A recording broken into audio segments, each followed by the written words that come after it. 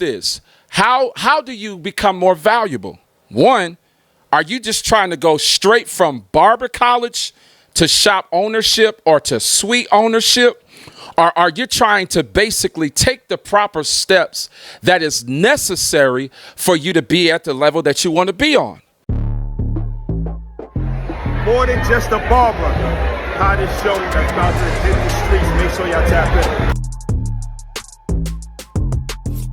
Welcome to another edition of More Than a Barber. I'm your host, AP. And listen, today's episode is going to be super dope because what we're going to be talking about today is near and dear to my heart, and that is talking back to the young, inspiring barber. The young tips that we're going to get for young barbers going to really be a game changer, because I too was once a young barber coming out of barber college, or just being 1 year in or 2 years in. And today's episode, I'm going to be dropping some hot gems that's going to help the young and up and coming barber. So let's get right into it. So I know I see a lot of things that are surfing through Instagram and YouTube, different magazines and, blog posts that's talking about the barber industry. And my fear is that some of the young barbers who are inspiring to be at a certain level are going to get derailed at their fullest purpose and fullest potential. And here's why.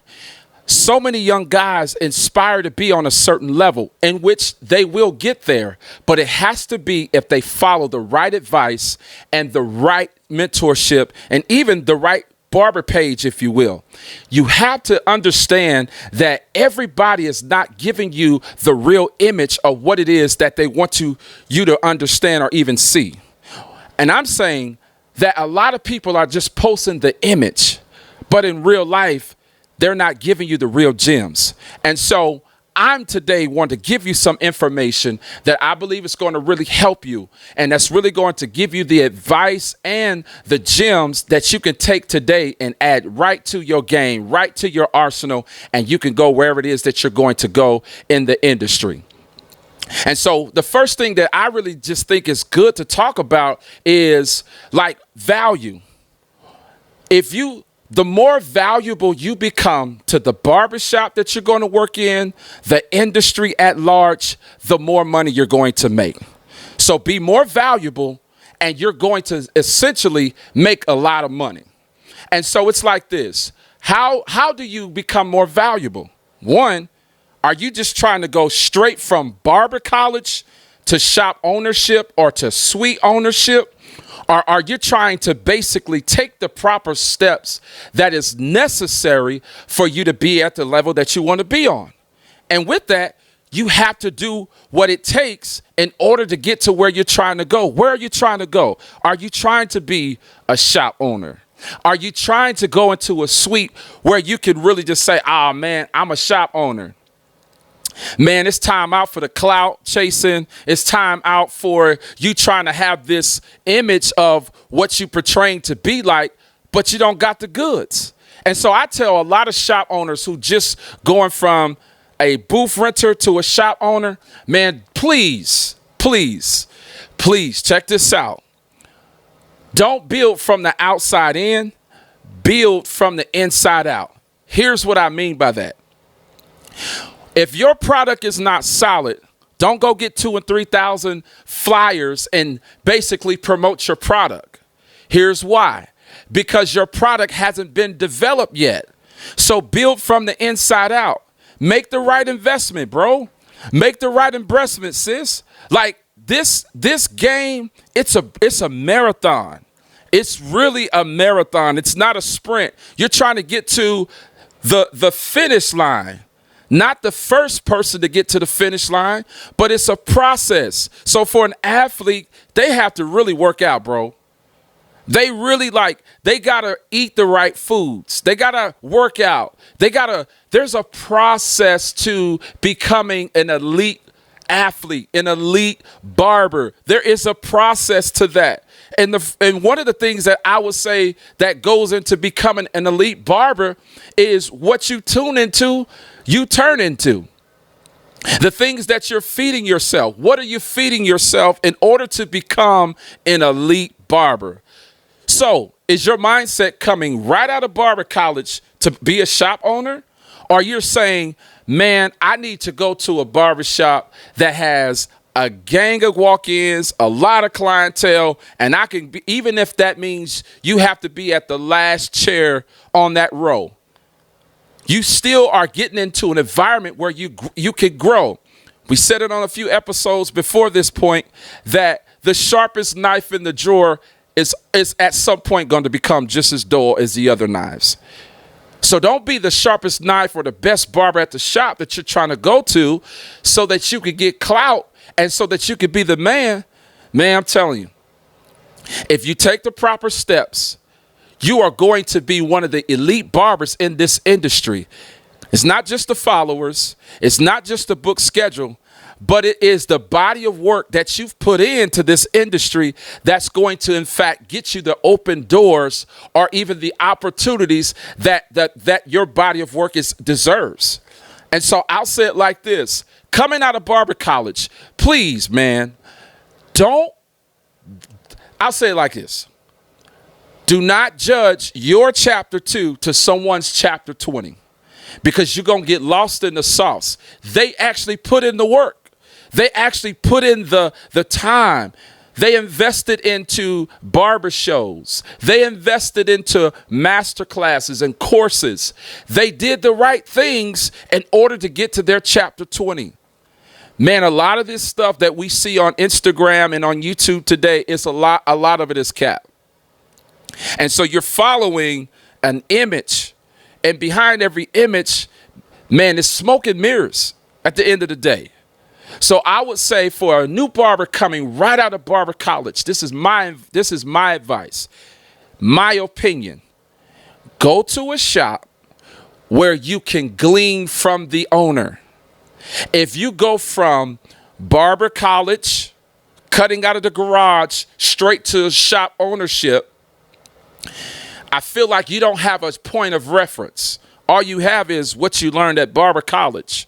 But when you own, or rather go to a shop where the owner is going to give you the game, he's going to be able to sit you at the table and be a mentor and be some person that can really give you the actual opportunity to learn from his perspective or from her perspective. Now you have a point of reference. And you got other barbers that you can glean from. You got other barbers that you can really learn certain techniques because you got a certain way or a certain level of how you cut. But there's other barbers. Man, there's always going to be a barber that's better than you. There's always going to be a barber that's better than me. But here's the thing. I haven't arrived. I'm always going to be a student of the game.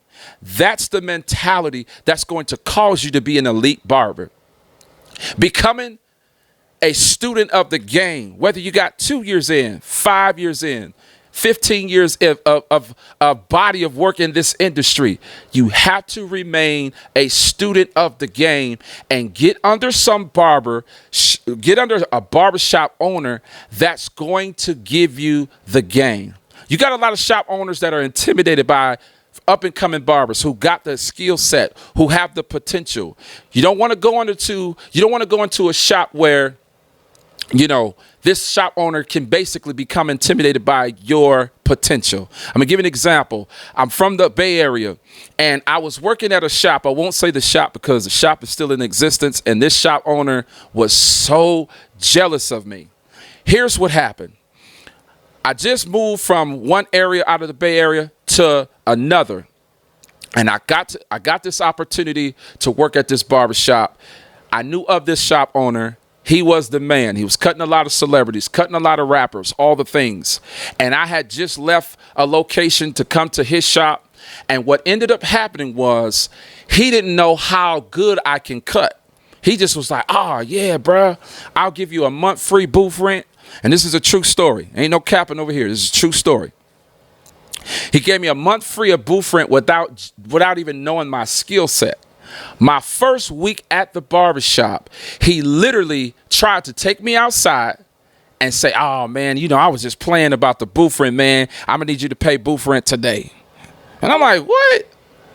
You hired me and told me this is a verbal contract. That's why contracts are important. If you're going to open a shop, contracts are important. This cat gave me a verbal contract to say, I'm going to give you 1 month for free. And then my first week at the shop, he saw how good I can cut. And I was putting in work, made some good money that weekend. And that weekend, he wanted to charge me booth rent. I was probably at that shop for 6 months. Here's what happened. One of my clients that followed me over to this new shop, Oscar's his name. He followed me over to the new shop, and I didn't even know this. This guy was so quiet. You know, whenever I cut him, he's just quiet. We never really talked because he was always on his phone, busy doing his thing. And the day he decided to pull out, man, he decided to pull out the drip. What he had on, what he drove to the shop. I never knew what he drove to the shop. He always just came in and was very quiet, business owner. Another client walked in from the back and said, hey, yo, whose car is that in the back? Now, I don't know whose car it is because I don't know what car he's talking about. But my man's drove a brand new Bentley at the time to the shop. This was a Saturday. I'll never forget it. Everybody was like, what kind of car is it? It's a Bentley. Man, I went outside and saw my client's Bentley. It was a brand new Bentley, man, mink floors. He was so quiet. Never said anything about what he owned, what he had. That day he had the rollie on. I mean, he just was, man, he was dripped out. That day, this shop owner fired me. He fired me from the shop. Not because I said anything wrong, not because I didn't pay my booth rent. He fired me based on potential. So if you're going to go to a shop, don't go to a shop where you feel like this owner may become jealous of your potential. You got to go to a shop right out of school where this owner is going to give you the game because he sees something inside of you that's going to revolutionize the hair industry. And so add value to yourself. Become valuable, and you're going to make a lot of money in this industry. The more valuable you are, the more money you're going to make. And then don't judge your chapter 2 with someone else's chapter 20 because you're going to get lost in the sauce. Enjoy the process. Enjoy the journey. Invest back into yourself in an expensive way. Don't take no shortcuts. And I promise you, you are literally going to watch your career go from bottom zero, if you will, through the roof. That's a fact. What I did, the things that I did to invest in myself, I would go and sit at barbershops as an up-and-coming barber, and I would sit in there for 4 and 5 hours, acting as if I'm waiting on one of the homies to come in because I'm waiting on him, but I'm really looking at the barbers and I'm looking at the shop owners to see how they run their shop, to see how they interact with one another. This was instinctively. Nobody taught me this. I would say some things are caught and some things are taught. You got to catch it. I just caught it because I knew this is the type of career that I was embarking on. And I wanted to make sure that I can be the best at being a shop owner, at a barber, all the things, because I knew one day I was going to be a shop owner. So I invested early into myself by going to go sit at the best of the best barbershops, by going to talk to different barbers that were way down the road. And one of the things that I learned above all else is customer service. Service over everything. If you don't have customer service, you can be the best barber in the world. At some point, you may win the battle, but you're going to lose the war. Develop the Chick-fil-A swag. They don't have the best Chick-fil-A or fast food. They don't have the best, but their customer service makes you feel as if they do have the best. Take on that mindset as a new barber. Customer service is going to change the game. It's going to change the trajectory of your career by treating the person that walks into that shop like they are gold. I'm telling you, these are the things that I invested in myself early in my career, and it translated over into where we are today, where we have become I won't say comfortable. We have become blessed at the career that we have and at the level that we're on by using those things earlier on in our career. And so for me, I just wanted to drop some gems because here's the thing. That's a lot of cap on social media. A lot of cap. Some of these guys are only in certain seats based on an image. That's it. Have substance. Have substance with your career. Have substance. Don't get lost in the sauce. You only on chapter 2. Some of these guys on chapter 20, and a lot of the guys that are in the forefront of this industry, they actually put in the work. They did the right things. If you skip steps, some guys want to take the elevator, but sometimes you got to take the stairs because you need to learn as you go. There are certain steps that you have to take in this industry that's going to give you the proper skill set for later on down the road. Do the necessary work. I'm telling you, coming out of barber college, you might be a unicorn where you could come out of barber college and own your shop. You might be that unicorn, but for the vast majority, take the proper steps. It's going to come. What's the rush? You on chapter 2. A lot of these guys on chapter 20. Don't be in a hurry to get to chapter 20 where you lose the skills and the necessary processes to get you where you need to be. I'm your host, AP. I promise you, man, we're here to give you the proper tools and the gems that it's going to take to get you where you need to go in this industry. It's more than a barber. I can't wait to see you on the next episode. Let's go.